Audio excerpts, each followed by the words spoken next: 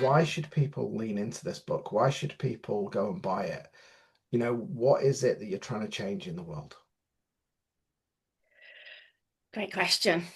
So, what the premise of this book, basically, why it's called The Stallion Mind, is that your mind is your greatest asset. So, we've had, I'm not a horsey person, but we have had this relationship with horses. Look at this beautiful horse on the front of this book. The reason I use a stallion is it's because already there in our consciousness of this relationship with horses and how powerfully they've traveled through every kind of landscape with us as humans over the decades. That is the same relationship that we can have with our own mind. It is our greatest asset and our greatest ally that could take us in unimaginable places, or it can dig in its heels, get in our way, spook unexpectedly, and just rear up in panic and fear, just like a horse can do. So the complete kind of epiphany came to me watching my own daughter riding a horse and realizing if you can be the calm and confident rider of a horse, it will do exactly what you want it to do and it will take you into incredible places. But if you don't know how to lead it, the horse is always going to be stronger than you and it will get in your way. And it's the same with our amazing mind. So a lot of people come to me saying, "What's wrong with me? My mind's like controlling me." Well, yeah, it will, unless you understand what it's actually trying to protect you from and what it's doing and why. Yeah, I know you've got a massive passion, like I have, for working with high performing leaders and professionals.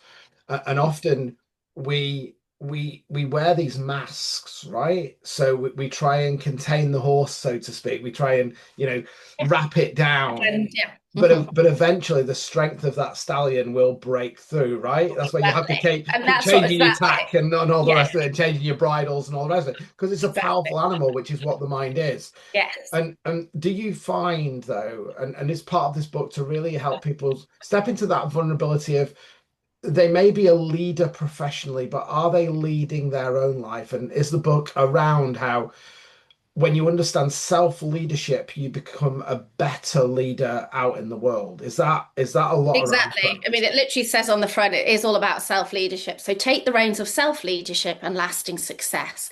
You know, what that actually means. And like you say, it doesn't mean sort of having wearing that mask, or as I put it, more like stuck in an invisible sort of cage, that of safety. How can you actually authentically break free from that and feel like you're taking the reins and the leadership of your own life and whatever that authentic success means? And within the book as well, it's not just a sort of self-help book. It's like it's a step-by-step guide. So it's 5 chapters, 5 aspects that spell the word break, funnily enough. It's break free, but it's also tuning into that. We break in a horse, which I know, none of us may have actually done that ourselves, but we remember, and that actually means building trust and Mm. building powerful connection. It doesn't mean leading ourselves through fear and I'm so stupid, I'm not good enough. None of that. If you try to lead a horse with fear, it's not going to have any trust in you. So it's the B.R.E.A.K, and it stands for 5 key steps on the journey of breaking in and like being able to trust your own mind and lead it in the most powerful way. It's reminding me actually. I'm obviously ex-military, ex-cavalry, and I had a good friend of mine who Forgotten that. was in the Blues and Royals. And I remember going down watching them when they were doing their training. And for those who don't know, when the Blues and Royals do their training, one of the things they have to do is to jump over a wall whilst saluting at the same time. It's part of what you have to do. Now, when you think about that, that's quite scary. But I think the metaphor here is that often we believe that you're leading a horse with the reins, you're controlling the horse with the reins, when Mm, actually you I know. control the horse through your legs, through your Yeah. presence, through your Sure. balance. Yeah. And so if we use kind of that as a metaphor, how does the book lean into the perception of we think this is what leadership is, we think this is what therapy is, we think what the mind is, but actually how do you reframe that within the book to help people look at it maybe from a different angle? Well, one of the first things I mentioned is that, if success and happiness was in anything like, your accolades on your LinkedIn profile or the balance in your bank account or the title that you've got, like none of my clients would come to me because they've usually got all of those things that they think at the sort of surface level. So yeah, that's a bit what it looks like from the outside. Yeah, I'm doing all the right stuff. So yeah, success and happiness is a nervous system thing, Mm. and that's that core. It's like the core of the body and the core of ourselves. It's a feeling that, because we can't control the journey ahead. I mean, in the final chapter, which is the K chapter, is keep riding into uncharted territory. So I've explored all of the other aspects, and then it's kind of like, well, what do you do now? And that's really about, how do you sort of stay settled in the saddle, in this metaphor, keeping your feet balanced in the stirrups. If anyone has ever ridden a horse, they say heels down. They Yeah. say, it's all about the balance in the saddle. And that's that internal sort of calm communication, commitment. Again, is what I say. That's what a rider will have. Calm yourself first as the rider before you go anywhere near the horse. Otherwise, the horse just responds. Communicate with every part of your body, every thought, and commit to clearing the obstacles. So I love what you said there, is when you're going over a wall or whatever obstacle in life or challenge, you have to look beyond at where you want to land. There's no point looking at the wall because you're likely to hit it. So Yeah. you've got to look beyond it. What do you want? And Yeah. that's, again, the book goes into all of the science of how do you calm yourself? How do you communicate with your own mind? And how do you commit to what you actually want so that you get it? Yeah, I think the word that comes about, I want to just come back to this because I'd be really interested within the book how you pull this out. And the word is success, because again, a lot of us are hypnotized to believe that this race is going on. And I watched something the other day that was talking about, if we look at Renaissance paintings, the Renaissance paintings are really full of everything. They've got lots of story and depth that go into them. But about the same period, if you looked at the Chinese art, there are gaps and spaces within the art, which allows capacity for the person who's looking at it to see into the space. And often success is, how do we fill our lives with everything, rather than actually what do we take out, what are we focusing on, what is bringing space and peace, and does it go into defining a little bit about success and finding your own version of what that is, rather than following the narrative of the world. Yeah, exactly. And obviously, without giving too much away, I think that's what makes my method, my kind of breakthrough method, and what's in this book actually different. Because where I begin my sessions is it's with exactly that. I actually take people using hypnosis into the times when they have felt most at peace, Mm. most confident, or most whatever they want to feel. That is, I believe, exactly how we arrive on the planet. So, and it always surprises me, Mark, because I love this question, because what that is often the most powerful part of the session. So it's not really understanding what's getting in their way. It's actually understanding when have I experienced my most happiest and successful moments. And you know what doesn't come up? What doesn't really come up is when they got that certificate or they achieved that thing or somebody else told them that they were, had validated them. What comes up is when they had it just yesterday. Someone went, oh, just being with my nan when I was 8, me just existing was enough for her. And I felt absolutely seen, important, and that to me, if we then translate that onto this analogy of riding a stallion, when you bring that energy of like, I am more than enough, and I'm just in the right place at the right time. And I had that feeling when I was with my nan when I was 8. That's the way to then be able to see, like you said, it's like it's almost like, yeah, you wake up and you can go, I can see all of this success everywhere. Like I can connect with these people, that the colleagues that are right for me, or the family. Like I'm just this new appreciation that success is already everywhere once you choose to see it. There's like magic in every day once you choose to see it. And like your nan knew that, Mm. saw Yeah. it in you, and then you suddenly kind of go, oh, now I want to show up like that. Yeah. Wow. And that's honestly the biggest change. Yes, of course, we then understand everything that somebody might be holding on to within their stallion mind, what might be spooking them, and all the rest of it. But the most powerful thing is exactly what you've said there. What does success feel like? And when have you felt it before? Tune into that first. And it sounds to me, using this as a metaphor, it's a good rider of a horse knows how to anchor into the saddle, with enough strength and softness that they can move with the horse. And so it sounds like the book is talking about, how do I anchor into life with enough softness and truth about myself that I can ride over the hurdles of life without actually falling off, because I've got enough Yeah, capacity in my nervous system. I'm not clinging onto the horse like this, and then I'm going exactly. to fall Yeah, over. no, So exactly. yeah, it's Because it's yeah, firmness and control and anchoring in truth and self, and the book is taking people on that journey of understanding how to create that space, that balance, that anchoring in the same way that a rider has to do when they're riding a horse to give that confidence. Is that Yeah. that's the Yeah, and I premise love what really? you've reminded me of there. So, for those that don't know, I'm also a professional speaker, and I entered a speaking competition with the Stallion Mind talk, and I had 8 minutes. And one of the things as a professional speaker, you want to sort of hook people in, you want it to be memorable. So, I was thinking to myself, do I need a prop? And I was there thinking, well, in this country, we're both in the UK. You'd be riding a riding helmet. And I thought, that doesn't work because that's giving the impression you're going to fall off and hit your head. And I thought, I've got it. And at the end of my talk, I had a cowboy hat, basically, and I put that on instead, and I did a massive yee-haw at the end because cowboys and cowgirls out going into Yeah. uncharted territory when they were going off into the Wild West, they weren't thinking about, oh, I'm going to fall off and I've got to. They were thinking like, "Oh, let's go, like enjoy the ride, enjoy the adventure. So I realized like it's a cowboy hat and a yee-haw and a okay, I might fall off, but I'm going to get back on and what's this adventure going to be about and like and having embodying that rather than I know we have to protect our heads in the UK, but it's not a helmet of like, oh no, I'm going to fall off. It's more like a yeehaw. But Let actually, me if we look at that, actually, if we look at people like the Gauchos, if we look at the over in Asia and the horsemanship in Argentina and all these places, we of course, protecting your mind, protecting your head is really, really important.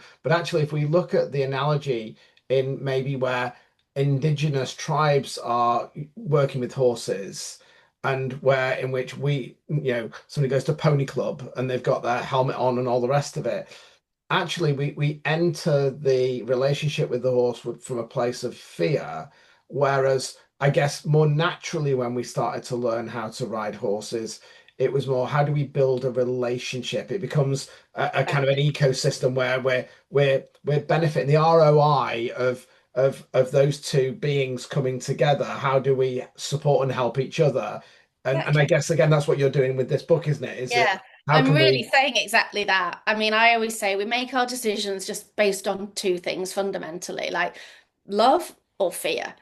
And I just absolutely stand with this premise of, yeah, if you approach something with like love, trust, connection, empowerment, like just the potential benefit of that is just vast. So just focus on that and that building that relationship. And then you're just going to bring out the best. Whereas obviously, I understand, well, I just think this world more than ever is feeding us with fear. And I don't see any benefit of continuing to look at it in that way. We really have to try to see a bit like you were saying earlier, you've got to see through the gaps, see the potential, and then and ride through the gaps, which again why I like this analogy. It's like whatever the landscape, there's never been anything more effective on the planet in terms of traveling through gaps than a horse and a rider Mm. across any territory, like mountain passes and deserts and across rivers and anytime a car would get stuck, even a truck, they'd run out of fuel or something, they'd need fixing. Horse and rider, they're still going. Yeah. They're still absolutely fine. And I think that can be our metaphor for like, I'm gonna get through this. Like, Uh, look at where I'm going. What's coming up in my mind at the moment is I've got this imagery in my mind of a rider going over a mountain pass, but then something a beach appears. And they go down to the beach, and then the rider gets off the horse, takes the hat off, and they both walk into the water and experience that pause. And life's a little bit like that, right? We need to know how to ride the horse at speed, have the safety if required, but Yeah, actually it's the moments of reflection and the moments of pausing in life that go, actually, where am I now? How can I experience this relationship with self or the relationship with the horse in a completely different way that's calming, that's relaxing? And yeah, so does the book pick up on kind of themes of it's not just about getting on the horse and riding, it's absolutely. about how do I Absolutely. experience that in different ways as well? Yeah. Well, if I explain just sort of briefly, really, I mean, yes, I love exactly that. It becomes this cohesive system of trust within listening to your own body, listening to your own mind, exactly that. Just like you would pick up if the horse wanted a bit of a rest, just needed to eat, wanted to have a swim. So it's this presence really that comes from the book. But briefly through the break thing, so the B stands for become aware. So that's becoming aware of what would you want to be free from? So a bit like, if the horse is spooked by certain things, like how are you describing that? So, and that's what people come to me. They say, "Oh, I've always been an anxious person, Kat." Well, they haven't, but they've picked up an anxiety protective strategy, as we know. Oh, I've got obsessive sort of thoughts or feelings, I've got inner critical thoughts, whatever it is. So that's really the become aware. What is it that you would like to be free from that seems to be coming up time and time again as a pattern? The R stands to recognize what's really going on. So that's about the root cause. What is your stallion mind actually afraid of? Because that's a protecting strategy. So what you're really afraid of is usually like rejection, feeling helpless, feeling not important or ashamed, anything like that, or not good enough. Then the E stands for energize your conscious rider, because this brings in our natural personality strengths. Again, something that I bring in that's quite different, I believe, than other therapists. I've been a strength psychology coach for 10 years, and that's all about what makes you you at your best. And we're completely different. Once we know our top strengths, you and I will have very different strengths. So that's kind of like the way that I would ride my mind and bring out the best in my mind is different from how you would. And that's fine because you're not trying to be someone else's version of the life that you want or the way that you want to show up in the world. So that really helps because a lot of people say just be yourself. So the E chapter goes, well, answers what that even means. Like, well, how do we even know what being ourselves means if all we've done in our life is try to meet other people's expectations? So that chapter is about connecting with like, what do you feel energized by? Then the A is about attracting what you want. So that's coming into really what we've already been talking about. How do you feel comfortable in the saddle? How are you going to lead? How do you take those reins? And then the K, the keep riding, is when other stuff can happen around us, like the metaphorical weather, or the path seems to have multiple different directions, or somebody else is trying to take the reins of my life. Like, what do I do then? So that's the sort of practical things at the end that people would need to then, after they've had a session with me, they're still going to then need to keep riding their own mind. What does that mean? Yeah. Yeah, and I can see it, this layers a lot in some of the methodology that I personally use in my own method. But actually, if we were to look at that from a rider's perspective, from an equestrian perspective, it's a little bit like the first time you get on the pony, you've just got to learn the basics. But once you've learned the basics, it's now, well, where is the environment in which my best self is? Am I dressage? Am I going to be So jumper. a I show love that you jumper, say that. Yeah, I race put that in. horsing? Yeah, But it might be. that's Do you know what? I'm not going to be able to compete at an elite level, but actually, where can I ride my horse, which brings me joy and passion? And it might just be I'm just going to plod along the streets. I'm not going to go on some massive hack, right? I'm gonna have that relationship. So what I need to do is I need to understand what is the type of horse that is going to help me through the different seasons of my life. And I'm guessing, again, that's what the book is going to be talking about, is that actually you may need a different horse in different environments. And it's how do I flex and give yeah, confidence to yeah, that horse to be able to, you see many videos where you'll have a horse that will come and got some water and will completely freak out, but can jump a fence without any problems. And I guess yeah, that's what you're talking about in yes. this aspect, isn't it? Of how the mind, the environment can shift, but how do we keep riding and understand how to keep on the horse? Yes, exactly. And one of the funny things that came to mind, a bit like what's coming to my mind then, is like horses for courses, right? We've got that phrase. So there's a lot of natural terminology now that I'm tuning into the horse terminology, like don't look a gift horse in the mouth, or well, get back in the saddle, or don't fail in the final furlong, or Yeah. I've dropped off the wagon. There's all these kind of horsey phrases that are actually can be really useful once we think, where did they come from and what do they mean? So yeah, horses for courses is definitely like find your flow, find the place that you can feel most comfortable, and then you're going to do your best work and you're going to make the best difference and you're going to feel the most successful. So yeah, if you don't need to be trying to be someone else's, like I've already said, version of success. Once you find the way that you want to ride and the place you want to ride, that's that state of flow. Yeah, and I think if we go back to the riding hat analogy, I think what we're also saying here is that nature can tell us a lot. That the stallion, the horse, might be a different species, but actually it can give us a different reframe on maybe how we navigate our life. Whereas we've put ourselves in cages very much. The helmet bit represents the cage of Mhm. fear and safety and all the rest of it. And it's Yeah. how can I interact with another animal that might teach me? Horse therapy, I know, is very, very popular and very, very good because the Exactly. horse teaches you and picks up on energy. And we are so logically minded and we're so structured, but Yeah. but nature doesn't work like that. Nature ebbs and flows and it can teach us a lot. So I guess the book is really using the Stein as a metaphor to say, how do we go back to our natural best self rather than Mm. trying to create these cages that people have told us that we need to live in? Yeah.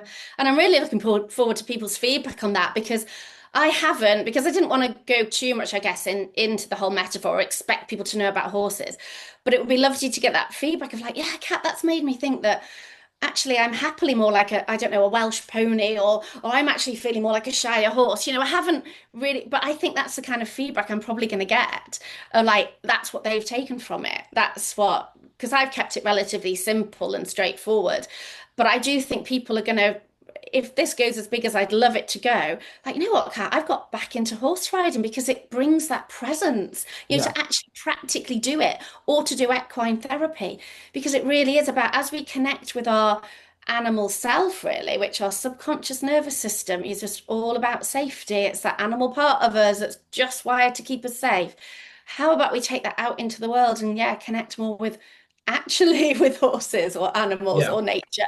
Because there's the wisdom that we've yeah. lost. Yeah, Yeah, lost that. and I think that, just picking up on what you said of, how many people maybe used to love horse riding and Mm, gave it up because they had a bad accident or something like that. mm. And so again, we look at that, oh, I might get injured rather than, well, what responsibility can I take that could have inputted into that happening? What can I learn from that? How can I get back on the horse? So whether that be literally, how do Yeah, I get back on a horse? Or in the maybe there's been saddle. a passion that you've given away that maybe you've gone down a path and how can you ride to a get on a different horse, try something new by understanding self and those environments. So I think the horse, we use all these horsey metaphors, but I think it teaches us that actually what's the thing that they say, get back on the horse if you get thrown Yeah, off, you know exactly. and Yes. and so does the book kind of guide people that if they are struggling in life, whatever that might be, that it might give them some insights and some tools on how maybe they can get back on the horse, but it might be in a different environment, and give them all of those tools to go, what is my passion? What is my love? How do I get back into that? Those first steps that they might be able to take.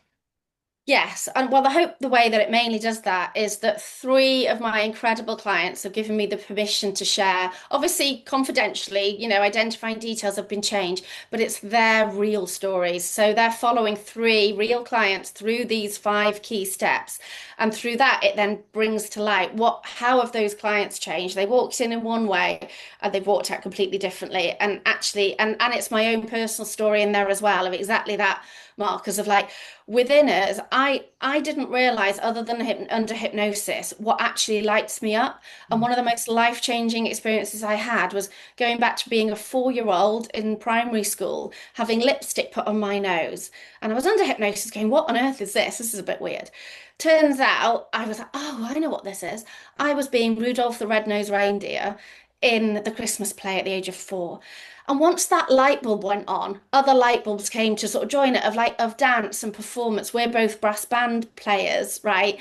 And so what I realized was this calling to be a speaker and to try to make a difference from the stage, coupled with my, clinical experience and knowledge, physiotherapy, relationship therapy, all of the stuff I brought. I was like, oh, that's the drive. That's this. So little 4-year-old me knew what it was. The saddle I wanted to get back into Mm. was actually being on a stage, like not being Rudolph, but being a professional speaker. I was like, Yeah, that makes sense. So then it's like the dream, then it clicks in and you go, oh, it's who I am. It yeah. isn't something that I'm aiming for and I can't really figure out why, and maybe I should give up or maybe I can't do it. You're like, it's who I am. And that's what a lot of clients will go, oh my goodness, I've remembered who I am.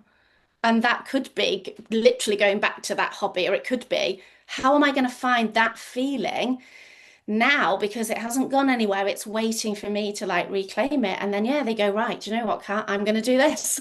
And it's something that was so unexpected. They go, I've got it now. I've got it. This is what I want. It's amazing. So what I'm hearing is basically this book is the Black Beauty version of taking you back to yourself. Because in Black Beauty always seemed to be able to fix everything. Yeah, right, exactly. So and so if any, I used to love Black Beauty when I was a kid I watching love that. that. It's I love amazing.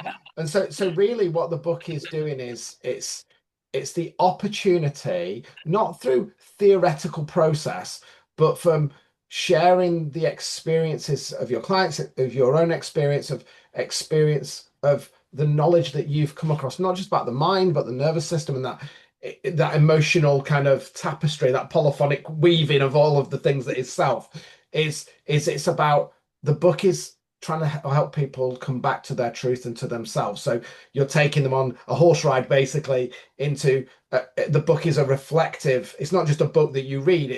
It allows you to reflect Yeah. where you are in life. And I know that you'd said before that this isn't a book that you read and put down.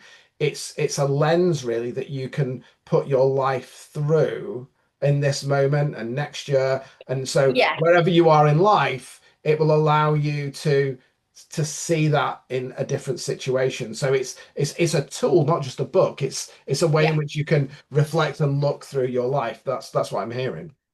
Yes, and it's a type of book I hope is read, more than once. I mean, I read a book and I got to the end of it and I wanted to go all the way back to the beginning. And my greatest, honor would be if somebody says that to me. They were like, I started it all again.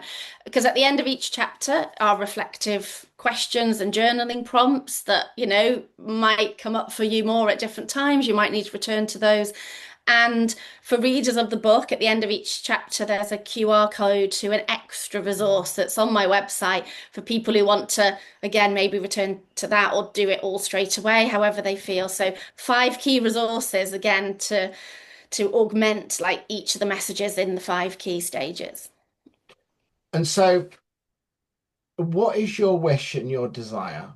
Besides, you want people to go and buy the book, of course, that makes sense. But if if you were to look at the mission of the book, how do you want this book to change the world through each individual that reads it?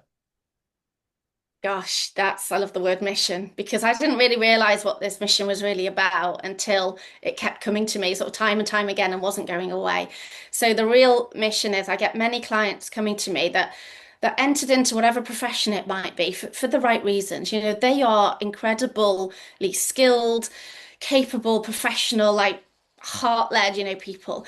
But the world, these fears that we've talked about, these obstacles, these other people trying to ride in certain ways can really just make them feel like I'm outcast. So I will get a lot of incredible professionals or caring people saying, maybe I'm just out. So my dream and my mission is to help people to stay in the places that they want to make the most difference, but to stay there like authentically and just without the burnout, without the anxiety, without the fear and to feel enough and to like sort of just be shining with this capacity to then be able to lead others. Because if we can tune in to a bit like that little 4-year-old me standing on that stage, just feeling like that's the quality that I bring as a speaker. It's like it's not about me, it's about if I can stand here and feel enough, I'm helping those in the audience and the readers of this book and everyone I work with to feel enough. And then the difference that you can then go on and make in the world, going back into. So one of the true stories in here that I'm so proud of is a teacher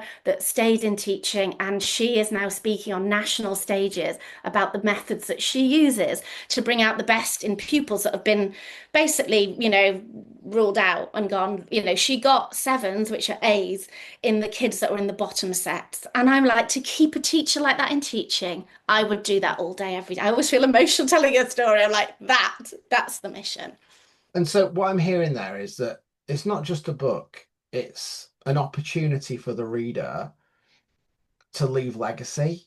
Because we know this, that when we transform ourselves, when we can gain new understanding of self, we have the ability to pass that on to our children. We have the ability to pass that on to the world. And equally, if we don't do that work, the traumas, the things that we've not dealt with, we will inevitably pass that down. And that's where I guess this links back to the horse, is that if you do not know how to interact with that horse and make the horse feel safe and ride, the horse won't work for you. And so Exactly. what You you'll won't get get the is best out of it. you'll get a lineage of horses that are skittish, that are nervous.